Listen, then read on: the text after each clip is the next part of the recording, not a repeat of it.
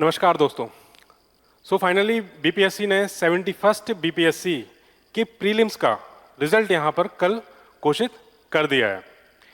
फिलहाल अगर इसमें देखें तो लगभग 4 लाख लोगों ने यहाँ पर फॉर्म फिल किया था और 3.5 लाख लोगों ने यहाँ पर पेपर दिया, जिसमें अब जो है सफल विद्यार्थियों को अगर देखा जाए 13,000 लगभग 13,368 लोगों को यहाँ पर सफलता प्राप्त हुई है प्रीलिम्स के एग्जाम में, जो कि आगे नेक्स्ट स्टेज में मेंस लिखने वाले हैं। और अगर एफएओ की बात करें तो 893, तो टोटल हो गए 14,000। तो इतने लोग यहाँ पर प्रीलिम्स और पहली स्टेज में जो है सफल हुए हैं, ठीक है। और जो अब मेंस लिखने वाले हैं उनके लिए बहुत बहुत बधाई। तो इट जस्ट अ बिगिनिंग, आप ये मत समझिए कि आप अभी सफल हो गए हैं, क्योंकि अभी आगे की 2 स्टेज और बाकी हैं। मेंस हो गया, इसके बाद फिर इंटरव्यू हो गया, ठीक है। तो अब आपको मेंस की तैयारी में यहाँ से लग जाना है। उम्मीद है जिनको पता था कि वो कट ऑफ क्लियर कर लेंगे, वो ऑलरेडी मेंस की तैयारी कर रहे होंगे। तो हम इसमें वीडियो में बात करेंगे कि जिनका प्रीलिम्स भी क्लियर, अगर प्रीलिम्स क्लियर नहीं हुआ है तो आगे की क्या स्ट्रेटजी होनी चाहिए। मेंस अगर वो लिख रहे हैं तो उनकी क्या स्ट्रेटजी होनी चाहिए, कैसे आंसर राइटिंग हो, कैसे उसमें वैल्यू एडिशन हो, ये सब हम इसमें डिस्कस करने वाले हैं, ठीक है। तो अगर आप देखेंगे इसमें लगभग 1250 वैकेंसीज थी, ठीक है, 1250 वैकेंसीज थी। और आपने नोटिफिकेशन में देखा होगा कि मेंस लिखने के लिए लगभग 10 गुना लोगों को यहाँ पर बुलाया जाता है, ठीक है। तो 10 गुना स्टूडेंट्स लगभग 12,500, अगर वैकेंसीज बढ़ गई तो लगभग 13,000 14,000 लोगों को यहाँ पर मेंस के लिए बुलाया गया है, ठीक है। अगर हम बात करें कट ऑफ की, तो देखिए कट ऑफ मैंने आपको जब इस पेपर का एनालिसिस बताया था 71st बीपीएससी की प्रीलिम्स का, तो मैंने वहां पर कट ऑफ भी बताया था। एक्सपेक्टेड कट ऑफ जो अनरिजर्व की थी वो 86 +-2 लगभग उतना ही गया है, 88। इसके अलावा अगर देखा जाए ईडब्ल्यूएस फीमेल का तो 78 +-2 उतना ही गया है, 78, ठीक है। तो इस तरह से ये कट ऑफ रही थी। देखिए जो लोग कह रहे थे कि कट ऑफ 75 या फिर 80 मार्क्स जाएगी, ऐसे झांसे में मत आइए, ठीक है। जो रियलिटी है, रियलिटी वही होती है, ठीक है, उसको आप चेंज नहीं कर सकते हो। मैं अगर आपको लुभावने वादे करूं कि कट ऑफ इतना कम जाएगा या फिर ऐसे झूठ बोलूं, तो ये सब ऐसा नहीं होता है, ठीक है। तो कट ऑफ जो था पेपर को देख के ही समझ में आ जाता है कि कट ऑफ आखिर कितनी जाने वाली है, ठीक है। तो कट ऑफ कितना गया है, 88 गया है, ठीक है। इसके अलावा अगर हम बात करें कि मेंस की हमारी क्या स्ट्रेटजी होनी चाहिए या प्रीलिम्स की, हमारी आगे आने वाले प्रीलिम्स की, जो यहाँ प्रीलिम्स क्लियर नहीं कर पाए हैं, उसकी क्या स्ट्रेटजीज होनी चाहिए। उससे पहले अगर आप देखिए शेड्यूल देखें तो बीपीएससी ने कैलेंडर जारी किया था, तो जिसके हिसाब से 70th बीपीएससी मेंस जिन्होंने लिखा है उनका भी जो रिजल्ट है वो लगभग दिसंबर में आने वाला है, ठीक है। तो नेक्स्ट मंथ दिसंबर में मेंस का भी रिजल्ट आने वाला है। इसके अलावा 71st बीपीएससी की अगर बात करें तो उन्होंने कैलेंडर जारी किया था, जिसमें मेंस जो है मार्च या अप्रैल में, अगले साल मार्च या अप्रैल 2026 में इसका मेंस होने वाला है। लगभग आपके पास 4 या 5 महीने हैं मेंस की तैयारी के लिए, ठीक है। तो पूरी तरह से इसमें अपने आप को झोंक दीजिए, ठीक है। बात करें कि प्रीलिम्स का, अगर जिनका प्रीलिम्स क्लियर नहीं हुआ है तो उनको क्या करना चाहिए, क्यों प्रीलिम्स क्लियर यहाँ पर क्लियर नहीं हुआ है। देखिए प्रीलिम्स क्लियर ना होने के मेन अगर रीज़न देखे जाएं तो पहला तो होता है कि जो कॉन्सेप्ट है, अगर कॉन्सेप्ट की बात करें, कॉन्सेप्ट हमारे कहीं वीक रह गए, ठीक। दूसरा, क्वेश्चन अगर हमें आता था लेकिन हम उसको सही से पढ़ नहीं पाए या फिर मिस इंटरप्रेट कर गए। मिस इंटरप्रिटेशन से भी कई क्वेश्चंस हमारे जो हैं गलत हो जाते हैं, ठीक है। इसके अलावा अगर देखा जाए कुछ क्वेश्चंस थे जो हमने अटेम्प्ट ही नहीं करे, जो हमें अटेम्प्ट करने चाहिए थे, ठीक है। मेन जो होता है, मेन अगर रीज़न आप समझें तो सिलेबस हो गया, आपने सिलेबस ढंग से कवर नहीं किया हो, ठीक है। तो ये जो है ये सारी की सारी एनालिसिस आपको यहाँ पर करनी पड़ेगी। पेपर उठाइए, 71st बीपीएससी अगर आपने दिया है तो उसका पेपर उठाइए, 70th बीपीएससी दिया है उसका पेपर उठाइए। अगर वहाँ पे आप प्रीलिम्स क्लियर नहीं कर पाए तो देखिए अपनी आपकी स्ट्रेटेजी में कहाँ पर चूक हुई है, ठीक है। फिर वो पेपर आप रिवाइज कीजिए, देखिए कहाँ कौन सा क्वेश्चन आपने गलत किया है। जो क्वेश्चन गलत नहीं होना चाहिए था, क्या पता आप वही क्वेश्चन हड़बड़ी में गलत करके आए हैं। टाइम क्रंच था, स्पीड आपकी स्लो है, आप स्पीड मेंटेन नहीं कर पाए मेन एग्जाम में, या मेन एग्जाम से पहले जो है आप प्रीलिम्स से पहले आपने इतनी कोई टेस्ट सीरीज ज्वाइन ना की हो, कोई टेस्ट आपने अटेम्प्ट ना किए हो with in the time limit. तो कुछ ये रीजंस होते हैं, ये आपको खुद के पेपर जब आप अटेम्प्ट कर रहे हो रियल टाइम में तो आपको ये एनालिसिस करनी पड़ेगी, नहीं तो फिर यही रिजल्ट आपका दोहराया जाएगा। तो इस बात को बिल्कुल याद रखिए, ठीक है। अब लोग सोच रहे होंगे कि मेरा इस साल अगर प्री क्लियर नहीं हुआ तो क्या मुझे नेक्स्ट ईयर भी प्रीलिम्स के लिए अभी से लग जाना चाहिए? देखिए लगभग 10 से 11 महीने हैं, ठीक है, 10 से 11 मंथ हैं अभी नेक्स्ट प्रीलिम्स के लिए। क्या पता अगस्त में हो, अक्टूबर में हो, जब भी हो, ठीक। तो उसके लिए क्या अभी से हमें प्रीलिम्स लग जाना चाहिए? देखिए सबसे सबसे अगर मैं कहूँ तो ये बेकार स्ट्रेटजी होती है, ये कोई फ्रूटफुल स्ट्रेटजी नहीं है कि अगर अभी से मैं प्रीलिम्स पढ़ने लगूँ। मेन है आपका मेंस भी है, GS1 हो गया, GS2 हो गया, ऐसे का पेपर हो गया, और फिर आपके ऑप्शनल का पेपर हो गया जो क्वालिफाइंग नेचर का होता है। इन सब पर भी आपको ध्यान देना है, ठीक है।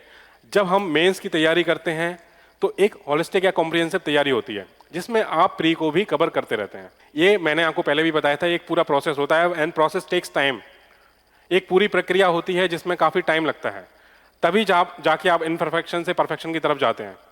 तो आंसर राइटिंग एक दिन में चुटकी में नहीं आता है, आपको आंसर राइटिंग डेली करनी है, और लगभग 1 साल से मुझे लगता है आप आंसर राइटिंग कर रहे होगे, तभी जाके आप एक रैंक सिक्योर कर पाओगे, ठीक है। जिनका प्रीलिम्स क्लियर नहीं हुआ है, मेरे हिसाब से उसको भी मेंस की तैयारी करनी चाहिए, क्योंकि वो मेंस की तैयारी आपको आगे आने वाले 72nd BPSC में भी काम देने वाली है, ठीक है।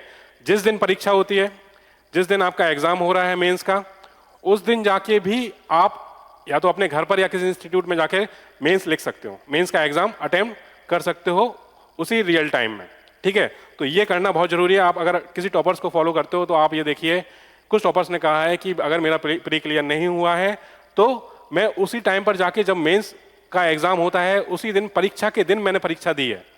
ये बहुत अच्छी स्ट्रेटजी होती है।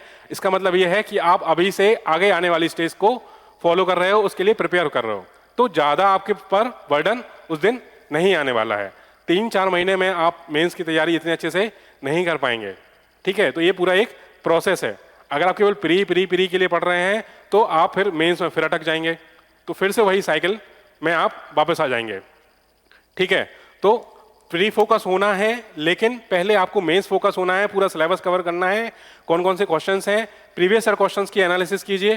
प्रीवियस ईयर क्वेश्चंस जो हैं आपको आइडिया देंगे कि मेंस में किस तरह के क्वेश्चन आते हैं, प्री में किस तरह के क्वेश्चन आते हैं। ये एनालिसिस बहुत जरूरी है, ठीक है। तो ये इतना बात इसमें याद रखिएगा, आपको मेंस अभी से अटेम्प्ट, आपको मेंस के लिए अभी से लग जाना है, ठीक है। चाहे आपका प्री क्लियर हो या ना हो, वो आपको नेक्स्ट ईयर भी बेनिफिशियल होगा, ठीक है। तो इस तरह से आप अपने पेपर की भी, अपने आप की भी एनालिसिस करते रहिए, और आंसर राइटिंग करते रहिए, ठीक है। देखिए इसी के लिए एक टेस्ट सीरीज हम यहां पर लाए हैं under the guidance of Ayush Krishna sir. Test series की अगर बात करी जाए तो लगभग 30 टेस्ट हैं, टोटल 30 टेस्ट, जिसमें 18 सेक्शनल टेस्ट हैं और 12 आपके फुल लेंथ टेस्ट हैं, और एसेट पेपर्स 8 ऐसे टेस्ट आपको यहां पर लिखने को मिलेंगे, ठीक है। सभी का आपका फेस टू फेस एवेल्यूएशन होगा, एवेल्यूएशन आपका अच्छे से होगा, और गाइडेंस रहेगी आयुष कृष्णा सर की, ऑलरेडी सिलेक्टेड है, ठीक है। तो ऐसे के पेपर के लिए आपको पूरा फुल गाइडेंस मिलेगा, चाहे जीएस का पेपर हो उसमें भी आपको फुल गाइडेंस मिलेगा। मेंटरशिप एक तरह से आपको यहाँ पर पूरी प्रोवाइड करी जाएगी, ठीक है। अगर मेंटरशिप की बात करें तो यहाँ पर देखिए मेन होता है, आंसर सभी लिख रहे हैं, लेकिन सब अपना आंसर सबको अच्छा लगता है, लेकिन अगर कोई उसको दूसरा रिवाइज उसको गाइड कर रहा है या फिर उसका एवेल्युएशन कर रहा है, तो उसमें क्या पता आपने कुछ ऐसे पॉइंट छोड़ दिए हैं जो एक वैल्यू एडेड मटेरियल में थे, या फिर कुछ ऐसे पॉइंट्स हैं जो आपके आंसर्स में और वैल्यू एडिशन करते, वो आप शायद मिस कर गए हो। तो यहाँ पर मेंटरशिप की बहुत ज़रूरत होती है। आपने जो आंसर्स लिखे हैं वो उस आंसर में क्या क्या वैल्यू एडिशन हो सकता है, क्या उसका जो प्रेजेंटेशन था वो सही था या नहीं था, तो ये आपको बताने वाले मेंटर्स होते हैं, ठीक है। तो यहाँ पर ये प्रोग्राम लॉन्च किया गया है under the guidance of Ayush Krishna sir. यहाँ पर 30 टेस्ट होंगे आपके, और 8 ऐसे यहाँ पर आपको लिखने को मिलेंगे। ये रहा शेड्यूल। शेड्यूल में आप देखेंगे तो संडे से 23 नवंबर को, देखिए इसमें आपको लगभग 6 मॉड्यूल मिलने वाले हैं। GS1 का हो गया, GS2 का होगा, करंट अफेयर्स का मॉड्यूल हो गया, ऐसे के मॉड्यूल्स हो गए। अब ये मॉड्यूल्स क्या हैं? मॉड्यूल्स में अगर आप देखेंगे तो पहले तो ये टेस्ट सीरीज जो है वो आपकी 23 नवंबर से स्टार्ट होने वाली है, 24 नवंबर को ऐसे का टेस्ट है, ठीक है। मॉड्यूल्स बीच में आपको ये मिलते रहेंगे। मॉड्यूल्स में अगर हम बात करें तो मॉड्यूल्स में क्या है, देखिए ये हो गया आपके सेक्शनल टेस्ट हो गए, ये फुल लेंथ टेस्ट हो गए, तो 3 सेट सिमुलेटर टेस्ट हैं। सिमुलेटर टेस्ट सीरीज का मतलब ये है कि रियल टाइम में जो बीपीएससी का रियल एग्जाम है वो उस टाइम पर ही एग्ज़ाम वहाँ पर कंडक्ट कराया जाएगा उसी के बेसिस पे। देखिए मॉड्यूल्स अगर आप बात करें यहाँ पर जनरल स्टडीज़ का मॉड्यूल हो गया या फिर GS2 का मॉड्यूल हो गया, ये सारे के सारे मॉड्यूल्स अपडेटेड हैं, ठीक है। इसमें करंट अफेयर्स हो गया, आपका बिहार इकोनॉमिक सर्वे हो गया, बिहार बजट हो गया, यूनियन इकोनॉमिक सर्वे हो गया, यूनियन बजट हो गया, करंट और जो नेशनल इंटरनेशनल इश्यूज हैं उनको भी यहाँ पर कवर किया गया है। आपने देखा होगा तो एक अलग से एक सेक्शन है करंट इवेंट्स का पेपर 1 में, ठीक है, तो वो यहाँ पर पूरा कवर किया जाता है। इन मॉड्यूल्स की अगर बात करें तो जैसे स्वामी शानंद सरस्वती, एक क्वेश्चन पक्का इस पे आता है मेंस में, तो ये ऑलरेडी यहाँ पर जो है कवर किया गया है, खाली आपको यहाँ पर पढ़ना है और इसको रिवाइज करना है और बस लिखना है। Read revise and right, read revise and right आपकी यही स्ट्रेटजी होनी चाहिए मेंस के लिए, ठीक है। यहाँ पर अगर आप देखेंगे तो ये ऐसे का है। देखिए एक ऐसे होता है नॉर्मल ऐसे, नॉर्मल ऐसे में जो कन्वेंशनल ऐसे लिखे होते हैं जहाँ पर एग्जाम्पल्स या एनेक्डोट्स या करंट इश्यूज मिस हो जाते हैं, ठीक है। अगर आपको एक वैसा वैल्यू एडिशन मटेरियल दे दिया जाए जहाँ पर ये इश्यूज ऑलरेडी कवर किए गए हैं, मींस आपका टाइम यहाँ पर सेव होगा, आपको मटेरियल सर्च नहीं करना पड़ेगा, ये पूरा एक कंपाइल्ड मटेरियल है हमारी टीम के द्वारा।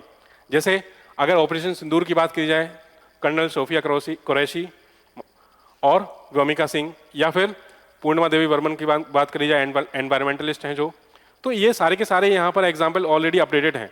या फिर जीविका इनिशिएटिव हो गया बिहार का, तो बिहार का जीविका इनिशिएटिव जो है अगर आप ऐसे लिख रहे हैं किसी वुमेन एम्पावरमेंट पे आ गया, SSG पे आ गया या फिर MSME पे आ गया, तो यहाँ पर अगर आपने जीविका इनिशिएटिव अगर आपने यहाँ पर मेंशन नहीं किया है तो एक आंसर अच्छा नहीं माना जाएगा, क्योंकि आप बिहार स्पेसिफिक कंटेंट भी डालेंगे ऐसे में, तो एक अलग ही उसका एनरिचमेंट होगा, वैल्यू एडिशन होगा, ठीक है। तो ये इस मटेरियल की जो है इंपॉर्टेंस है, ठीक है। तो इस तरह का एक ये ऐसे का मटेरियल है, ऐसे का मॉड्यूल है जो आपको यहाँ पर टेस्ट सीरीज के अंदर प्रोवाइड किया जाएगा।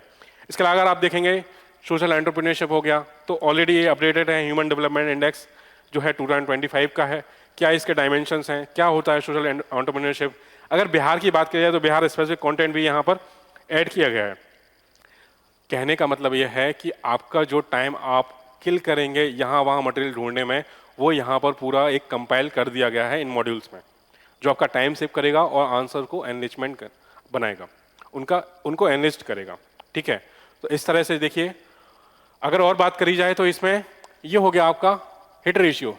हिट रेशियो की अगर बात करें तो मेंस की जो टेस्ट सीरीज है, हमने जो मेंस की टेस्ट सीरीज डिजाइन की थी, उस मेंस की टेस्ट सीरीज से कितने क्वेश्चन जो हैं डायरेक्टली या इनडायरेक्टली मेंस के पेपर में आए हुए हैं, तो वो कहलाता है हिट रेशियो। तो आप देख सकते हो कितने क्वेश्चन यहाँ पर मेंस में डायरेक्टली और इनडायरेक्टली हिट किए गए हैं, ठीक है।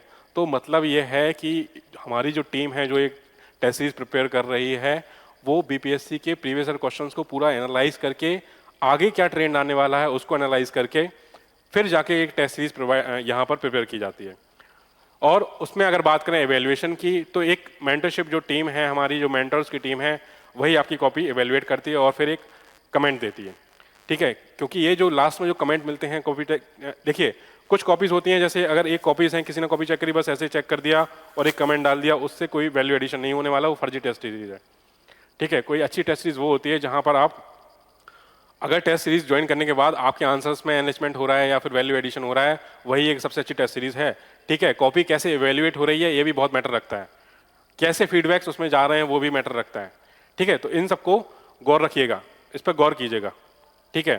तो ये सारी के सारी जो है हमारी टेस्ट सीरीज में ये क्वालिटीज़ हैं, ये आपको यहाँ पर प्रोवाइड हम करने जा रहे हैं, ठीक है। बाकी मैंने जो प्रीलिम्स का जो मैंने बताया कि जो प्रीलिम्स में इस बार नहीं निकल पाए उनकी क्या स्ट्रेटेजीज होनी चाहिए, तो सेम है, आप भी मेंस की तैयारी करिए, ठीक है।